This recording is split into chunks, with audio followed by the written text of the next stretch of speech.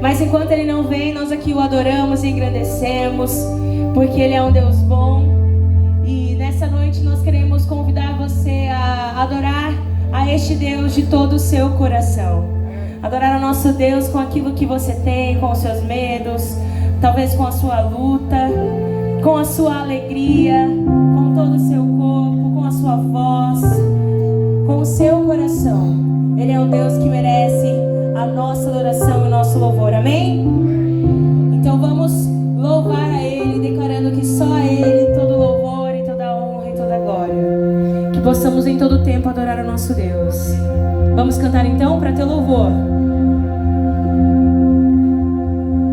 Para teu louvor,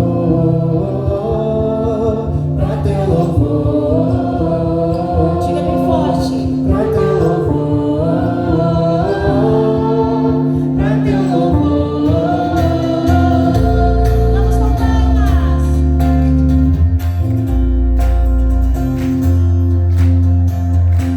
Eu quero em todo tempo te adorar, com os meus atos te glorificar.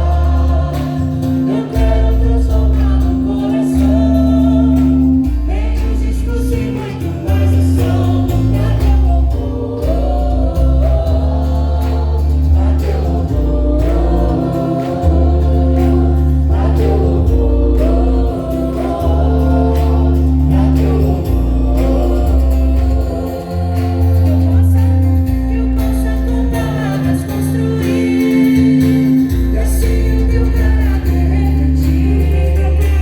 Que eu traga cura e alivador, menos discurso e muito mais amor. Pra teu louvor, pra teu louvor, pra teu louvor, pra teu louvor. Seja minha vida, inspiração, haja em mim total consagração. Que seja o amor a minha missão, que eu seja o evangelho que muitos verão. Seja minha vida, inspiração, haja em mim total consagração. Que seja o amor a minha missão, que eu seja o evangelho que muitos verão. Pra teu louvor, pra teu louvor, pra teu louvor, pra teu louvor. Vamos declarar a Ele toda honra, a Ele toda glória. Toda honra, Ele toda glória, toda majestade e poder se manifesta aqui. A luz da tua presença em mim vai Cristo em mim. Diga a Ele toda honra, a Ele toda glória, toda majestade e poder se manifesta aqui. A luz da tua presença em mim vai Cristo em mim. Cristo em mim, Cristo em mim. Sua igreja.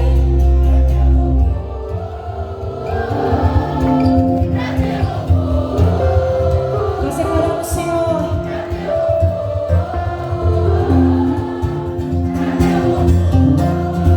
Vamos dizer bem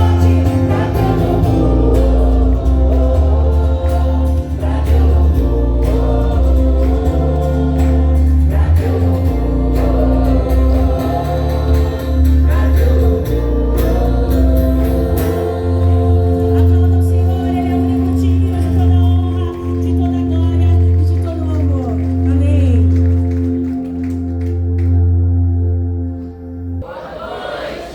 Maranata! Amém. Que alegria estar com vocês nessa noite tão especial. Que bom que você escolheu participar desta mega vigília e sair daqui mais preparado espiritualmente, fortalecido, conectado com Cristo, esperando de fato aquele grande dia que o nosso Senhor voltará nas nuvens dos céus. Muito obrigado, pastor Anderson, obrigado à equipe jovem de todas as igrejas aqui do distrito que se envolveram e que agora prepararam com muito carinho tudo que vai acontecer aqui. E eu me sinto honrado em participar com vocês, abrir este programa apresentando aqui a palavra do Senhor. E vamos ter aí uma noite. Quero ver aí os fortes, os remanescentes, hein? Estou começando agora e vou estar no meio da noite e depois no final da madrugada. E eu quero ver aí vocês, junto com o pastor Cândido, que também vai partilhar a palavra logo mais. Calebs aqui do nosso oeste de São Paulo. Começamos ontem em Novo Horizonte, passamos ali por Araçatuba, Barbosa, hoje aqui em Avaí. E agora é uma honra estar com vocês nessa noite. Me pediram aqui para dar alguns recadinhos especiais nessa abertura. E os recadinhos são: primeiro, você gosta de brinde, sim ou não? É a pergunta óbvia, né? Claro. E tem muito brinde especial essa madrugada toda. Tá vendo esse moletom Caleb aqui? Vai ter sorteio do moletom Caleb. Ele é emborrachado, flanelado por dentro, coisa fina, hein? Nem Salomão em toda a sua glória teve um desse aqui. Aqui, pode? Amigos, no Maranata, na convenção da divisão que tivemos recente, com cerca aí de 20 mil pessoas, foi lançado um jogo. Quem esteve lá, assistiu uma das plenárias e foi lançado oficialmente um jogo. Nós compramos vários kits aqui para Paulista Oeste e hoje, em primeira mão, vocês serão os primeiros a conhecer esse material e alguém no sorteio vai ganhar esse kit especial preparado com base no MRNT. É um momento de confraternização com a juventude, num PG jovem, e você vai poder usar esse material riquíssimo, novidade. Vocês estão recebendo em primeira mão, fresquinho, você vai poder concorrer. E tem muitos outros brindes, livros e tanta coisa boa. O que você tem que fazer para concorrer aos brindes ao longo da vigília? Então você precisa escanear o QR Code. Lá na frente tem, e também tem alguns QR Codes espalhados pelos bancos aí. Temática focada no M. Oremos. Pai querido, estamos muito felizes. Obrigado por reunir a juventude aqui de Bauru. Obrigado porque temos um plano bem definido de discipulado jovem, baseado no MRNT. E vamos agora estudar algo muito importante. O M, que tem que ver com missão. A missão é o pulsar do teu coração. Quão bom e quão importante é vermos a juventude engajada em ações missionárias. Queremos entender de forma plena o sentido da missão da igreja. Nos use, fale ao nosso coração, em nome de Jesus. Amém. Rudolf Graff. Rudolf Graff foi o primeiro missionário da Associação Geral a ser enviado para o Brasil. Ele chegou aqui no Brasil no dia 4 de outubro de 1895. Ele trabalhou 12 anos no Brasil, especialmente lá no sul do país. E nesses 12 anos, o que ele tinha para se locomover era uma mula. E ele andou com essa mula o tempo todo. Ele percorreu cerca de 25 mil quilômetros. Essa distância equivale aí praticamente mais que meia volta ao mundo pela linha do Equador. Imagina só, ele escreveu um livro chamado 100 Dias no Lombo de uma Mula. E o Rudolf Graff, ele conta nesse livro de uma experiência extraordinária. Ele subiu na mula e foi andando no meio de várias fazendas que estavam por ali. E de repente ele queria ir para uma direção, mas a mula insistiu em ir para outra. E ele começou a puxar a mula e ela indo para outra. Aí ele não entendeu e falou assim: Senhor, eu não quero ser como Balaão, não. Se a mula está mandando eu para cá, eu vou então. E ele deixou a mula conduzir. Essa mula levou o Graff 1 hora de estrada e parou na frente de uma fazenda. O Rudolf chegou na fazenda, bateu, saiu um rapaz. Aí ele disse assim: olá, tudo bem, senhor? Se apresentou, meu nome é Rudolf Graff e eu estou aqui porque a mula me trouxe aqui. Ó, a maneira cordial de começar a conversa.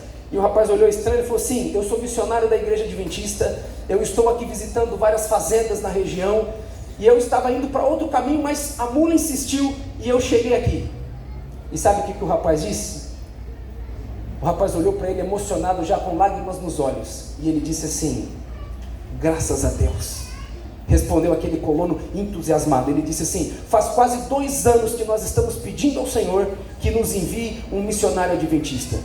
Eles já conheciam pela literatura, mas estavam clamando que Deus levasse um missionário lá.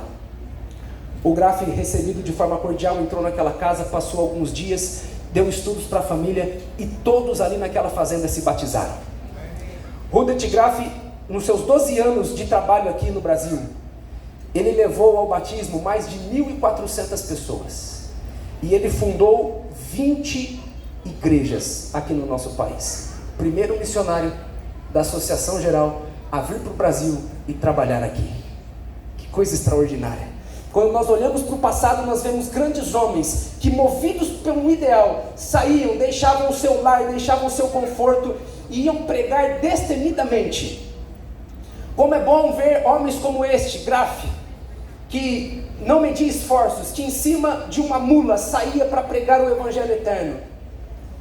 E que bênção ver que pela influência, pelo trabalho dele, milhares de pessoas se converteram. O tempo passa e hoje a bandeira da missão está conosco. É muito lindo ver a juventude nesse mês protagonizando ações de missão, falando de Jesus para as pessoas, saindo mais rápido que os correios, né? Levando esperança, essa camisa bonita amarela.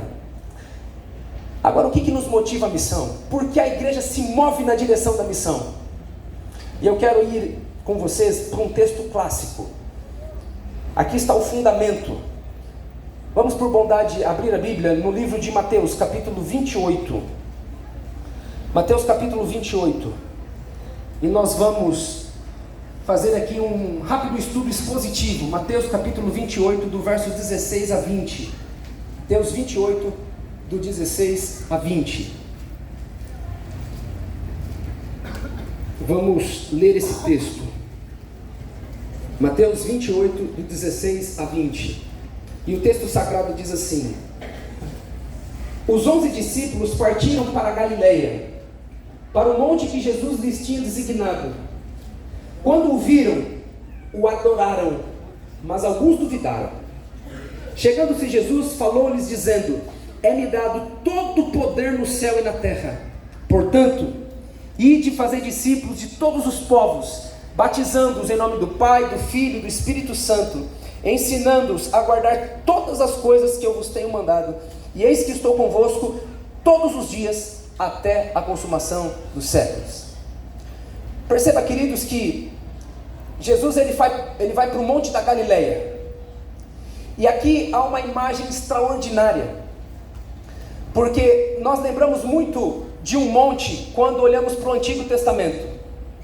No Antigo Testamento nós olhamos para o Monte Sinai. Lá Deus se manifestou de forma gloriosa, poderosa. Deus escreveu com o seu próprio dedo a sua lei, a lei moral, a lei eterna. Então o Monte Sinai é uma evidência da manifestação de Deus e do mandato de Deus. Obedeçam os mandamentos. E agora Jesus, ele, depois da sua morte e ressurreição, ele vai para um outro lugar, que é a região da Galileia.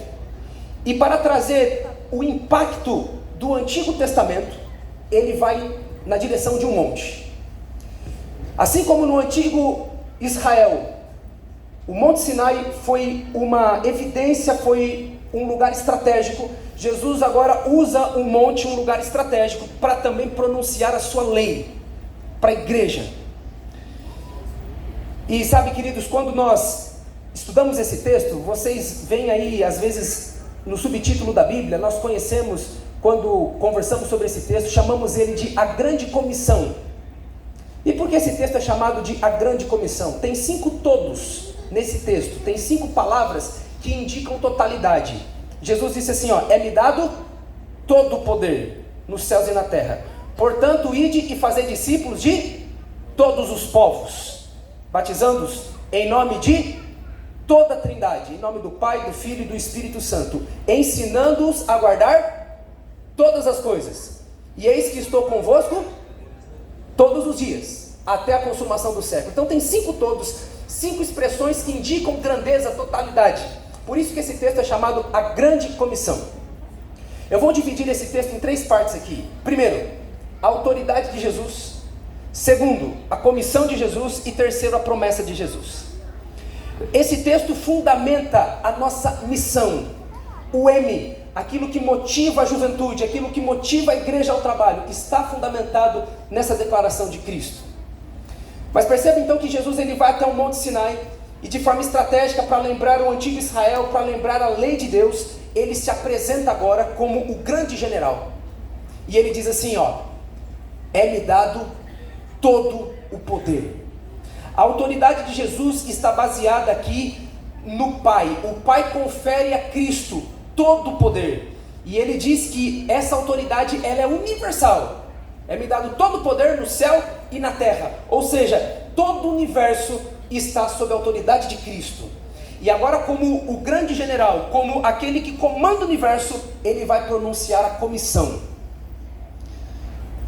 Ou seja, assim como é importante eu obedecer à lei do Sinai, que o grande Deus, o general do universo pronunciou, é importante eu me atentar à lei que foi pronunciada no Monte da Galileia, onde o grande Cristo, o general do universo, pronunciou sua comissão.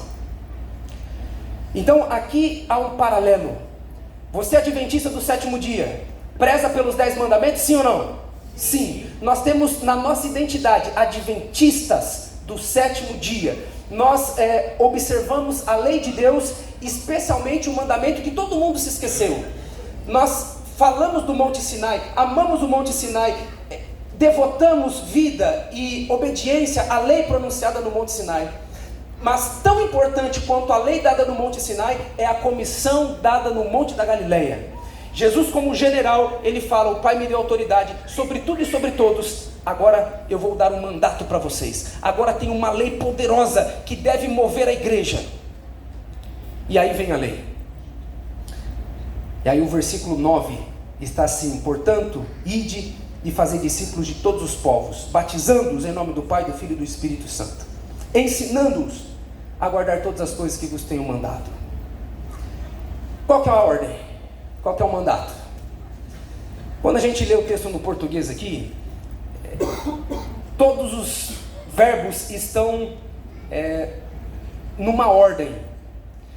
Só que no original, o único verbo que é uma ordem, um mandato, é o fazer discípulos. No original, todos os verbos estão no gerúndio. O gerúndio é aquele verbo que indica ação contínua. Então, por exemplo, Jesus disse assim, portanto, indo, ensinando, batizando. Aí a única ordem é fazer discípulos. Qual que é a missão da igreja então? A missão da igreja é fazer discípulos. Você pode repetir comigo? Eu vou falar qual que é a missão da igreja e você vai responder forte. Já estou dando a resposta para ajudar aí. Fazer discípulos. Combinado? Qual que é a missão da igreja? Fazer discípulos. Então nós temos que ir, ensinar, batizar, mas o nosso foco é fazer discípulos. Todos os verbos aqui do original estão no gerúndio. Jesus diz assim, indo, ensinando, batizando, ou seja, para fazer discípulos, eu preciso ir, eu preciso ensinar, eu preciso batizar. Mas isso não é o mandato. O mandato é fazer discípulos. Eu vou explorar rapidamente então aqui cada verbo aqui no gerúndio. Indo. Amigos, não tem como fazer discípulos sem ir. Não tem como. Eu me lembro que no 4º ano de teologia eu fui fazer uma semana de oração lá no Espírito Santo. E foi uma data que todos os pastores da divisão sul-americana estavam num concílio em Foz do Iguaçu. E aí morreu um senhor a quase 200 quilômetros. Não tinha ninguém. E contactaram o pastor distrital. O pastor ligou para a esposa e falou: não tem um teologando fazendo uma semana de oração aí? Pede para ele fazer o funeral lá daquele irmão e alguém leva ele. E eu fui. Eu nem lembro o nome da cidade, mas me marcou demais. Por quê? A cerimônia fúnebre foi feita na igrejinha e na hora de sepultar, o cemitério da cidade ficava no morro. Então a gente subiu e tal, e lá no morro a gente fez o sepultamento. E em cima daquele morro, você olhava a cidade. E aí quando terminou o sepultamento, a moça foi enterrada. Um irmão da igreja chegou para mim e disse assim: ô pastor, tá vendo aquela casinha lá no meio do mato? Tava isolada, sabe? Aí eu olhei assim e falei: sim, tô vendo. Ele disse assim: eu moro lá. Eu falei: é mesmo? Aí ele disse assim: pastor, nós já estamos no tempo do fim, e a ideia agora é a gente ficar isolado. Eu estou já me preparando, eu estou arando a terra, eu estou comendo a minha comida, eu estou me consagrando, para que as pessoas vejam que eu sou diferente e elas venham até mim. Na hora que ele falou isso, você tem que ser sábio, né? E eu abracei ele assim e falei: irmão, você tem boas intenções, Deus seja louvado, porque você está aí fazendo o seu melhor dentro da sua compreensão. Só deixa eu corrigir um detalhezinho. De acordo com o mandato de Cristo, agora não é mais a hora do vinde, agora é a hora do ide mesmo. A nossa missão não é buscar uma consagração e esperar que as pessoas venham até nós. A nossa missão é ir. Nós precisamos ir. Não tem missão sem ir. Por isso que eu gosto muito quando chega o mês de julho, quando eu vejo a juventude se levantando e saindo do ambiente denominacional, indo para a rua, indo para a igreja, abençoando as pessoas. É nosso dever, para cumprir o mandato de Cristo, a primeira iniciativa é ir. Outro dia eu vi uma frase, o pastor Emílio Abdala postou essa frase no Twitter. Aquilo me impactou tanto, que quando eu fui pastor aqui na região, na igreja de Borborema, eu coloquei essa placa lá. Se você for hoje na igreja de Borborema, tem uma placa.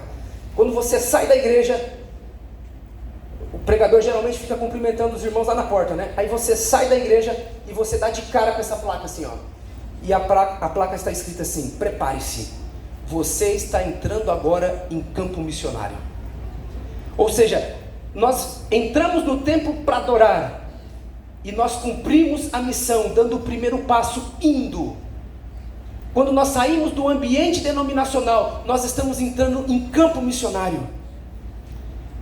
Essa é a nossa missão. Nós não podemos ficar, nós não podemos esperar. Billy Graham disse assim: a Bíblia não manda que os pecadores procurem a igreja, mas a Bíblia ordena que a igreja saia em busca dos pecadores. Eu vou repetir aqui: a Bíblia não manda que os pecadores procurem a igreja, mas a Bíblia ordena que a igreja saia em busca dos pecadores. Uma igreja que espera pecadores visitar o seu prédio é como a polícia que espera criminosos visitar a prisão. Nós precisamos ir. Dentro do plano de Cristo, indo, qual que é o segundo verbo no gerúndio? Ensinando. Nós devemos ir então com um propósito, e o propósito é proclamação. Tem algumas mensagens frases de efeito que são bonitas, mas elas não correspondem à totalidade, sabe? Da verdade. Tem umas frases que dizem assim: pregue o tempo todo, se necessário use as palavras. Sabe?